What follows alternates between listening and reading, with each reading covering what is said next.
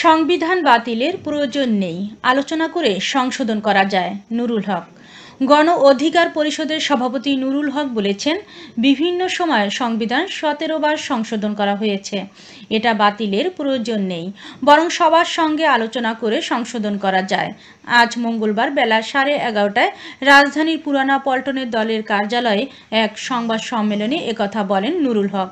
গণ অধিকার পরিষদের দুটি অংশ একীভূত হয়ে কাজ করার সিদ্ধান্ত হয়েছে বলে এতে জানানো হয়।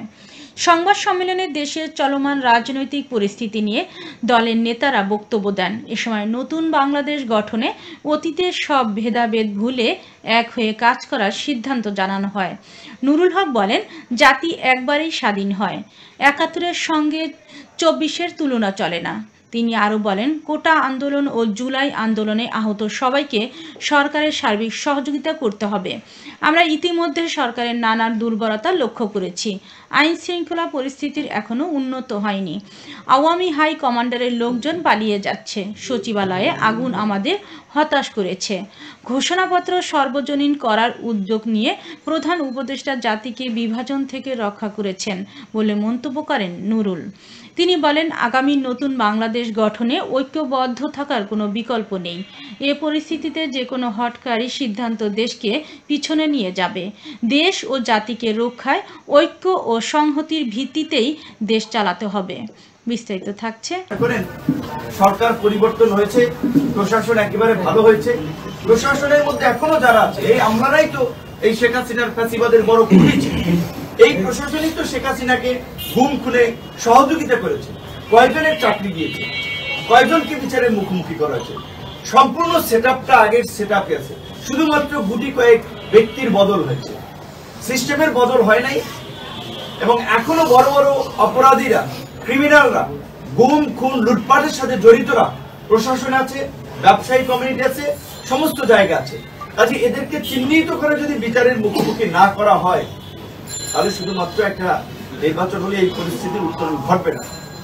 এই দেশ জাতির প্রয়োজনীয়তা উপলব্ধি করেই আমাদের জায়গা থেকে আমরা রাজনৈতিক দল সমূহ, বিভিন্ন সংগঠন এবং ছাত্র নাগরিকদের মধ্যে একটা জাতীয় ঐক্য এবং সংহতি প্রতিষ্ঠার জন্য আমাদের প্রচেষ্টা আমরা চালিয়ে যাচ্ছি। তার অংশ হিসেবে আপনারা জানেন যে গণ অধিকার পরিষদের নেতৃবৃন্দ সেই সময় আন্দোলন করতে গিয়ে অনেকের নামে মামলা হয়েছিল। তো সরকারের প্রতি একই সাথে আমাদের আহ্বান থাকবে, এই কোটা সংস্কার আন্দোলন সহ গত ১.৫ দশকে যারাই গণতান্ত্রিক আন্দোলন সংগ্রামে ক্ষতিগ্রস্ত হয়েছে, যারা নিহত হয়েছে, যাদের পরিবার ক্ষতিগ্রস্ত হয়েছে, তাদের প্রত্যেককে রাষ্ট্রীয় পর্যায় থেকে ক্ষতিপূরণ দিতে হবে। এবং এই ৫ই অগস্টের পূর্বে জুলাই বিপ্লবে যেভাবে আমাদের মধ্যে একটা জাতীয় ঐক্য গড়ে উঠেছিল, সেটি নানান কারণে এখন কিছুটা বিভক্তির পথে, ঐক্যে কিছুটা ফাটল ধরেছে, এটা বাস্তব। যার ফলে ৫ই অগস্টের পরপর শুরুর দিকে আমরা সকলে দল মত নির্বিশেষে একটা নিরপেক্ষ সরকার গঠন কিংবা অন্তর্বর্তীকালীন সরকার গঠন নিয়ে যেভাবে একমত ছিলাম, এক জায়গায় ছিলাম, অন্তর্বর্তীকালীন সরকারের মাধ্যমে রাষ্ট্র সংস্কার এবং আগামীর বাংলাদেশের রূপরেখা তৈরিতে যেভাবে এক জায়গায় ছিলাম, এক মতে ছিলাম, আজকে কিন্তু সেই মত কিছুটা বিভক্তি লক্ষ্য করা যাচ্ছে। দ্রুত নির্বাচনের জন্য বিভিন্ন রাজনৈতিক দল থেকে তাগিদ আসছে। সরকারের প্রতি আমাদের যে প্রত্যাশা এবং আকাঙ্ক্ষা ছিল ৫ মাসে, সেটা বড় রকমের হোঁচট খেয়েছে কয়েকটি ঘটনায়। বিশেষ করে আপনারা একটা জিনিস জানেন যে সচিবালয়ে ডিসি নিয়োগকে কেন্দ্র করে একটি বিতর্ক সামনে এসেছিল, একটি কমিটি করে দেওয়া হয়েছিল। ওই পূর্বের সরকারের মতোই তদন্ত হচ্ছে, খতিয়ে দেখা হচ্ছে, এখন পর্যন্ত সেটা আমরা আলোর মুখ দেখতে পাইনি। গত কয়েকদিন আগে সচিবালয়ে আরো একটি বড় অঘটন ঘটে গেছে, যেটি আমি মনে করি যে শুধুমাত্র সচিবালয় নয়, আমাদের জাতির জন্য একটা বড় রকমের হুমকি। যে সচিবালয়ের মতো স্পর্শকাতর সুরক্ষিত জায়গায় এইভাবে আগুন ধরলো এবং আগুনে ৪-৫টি ফ্লোর এইভাবে আপনার ধ্বংস হয়ে গেল।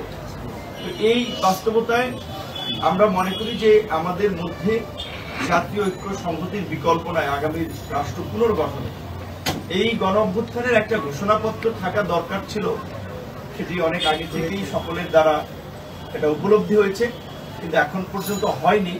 ছাত্ররা একটি ঘোষণাপত্র দেওয়ার জন্য মনস্থির করেছিল, কিন্তু আমরা পরিষ্কারভাবেই সকলকে জানিয়ে দিয়েছিলাম যে এটি কোনো মাত্র ছাত্র সংগঠন, রাজনৈতিক সংগঠন, কোনো ব্যক্তি বা গোষ্ঠীর বিষয় না, এটি সমগ্র জাতির বিষয়। বিশেষ করে যেভাবে আমরা স্বতঃস্ফূর্তভাবে জাতীয় ঐক্যের মধ্যে দিয়ে এরকম একটি আন্দোলন গড়ে তুলেছিলাম, সে একইভাবে জুলাই ঘোষণাপত্রটি হতে হবে এবং এখানে উদ্যোগ নিতে পারে সরকার। তো আমরা সরকারকে ধন্যবাদ জানাই, তারা রাষ্ট্রীয়ভাবে এই আন্দোলন সংগ্রামে যারা ত্যাগ স্বীকার করেছে, রক্ত দিয়েছে এবং এই দীর্ঘ 36 দিনের লড়াই সংগ্রামে রাজপথে